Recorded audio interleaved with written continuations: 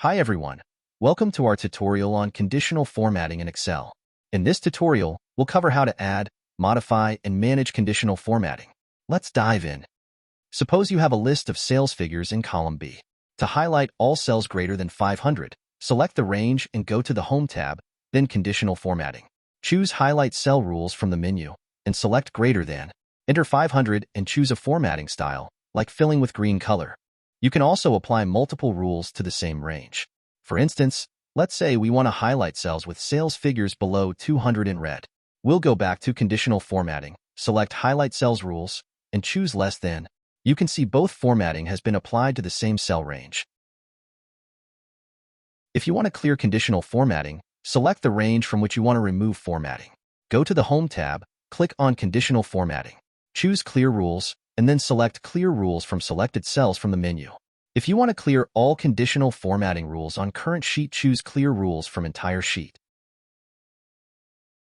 Let's explore the various aspects of conditional formatting.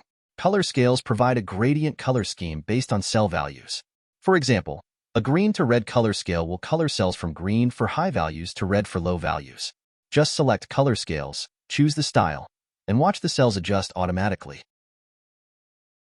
Icon sets provide a variety of icons, such as arrows, traffic lights, and stars.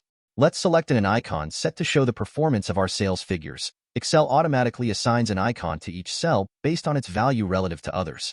For example, high values might get a green arrow pointing up, medium values a yellow arrow, and low values a red arrow pointing down.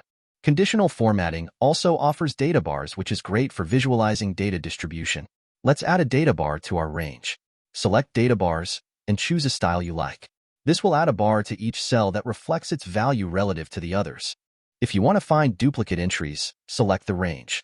Go to the Conditional Formatting menu, click Highlight Cell Rules, and click Duplicate Values.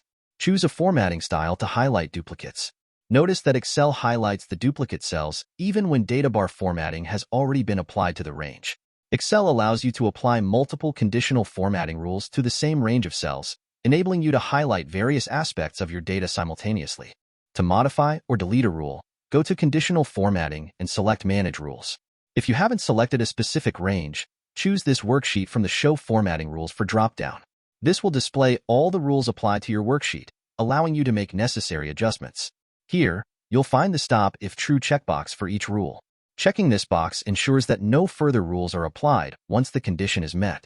For example, if you check this box for the Duplicate Values rule, the data bar rule will not apply to cells with duplicates. To edit a rule, select it and click Edit Rule to adjust the criteria or formatting options. To delete a rule, select it and click Delete Rule.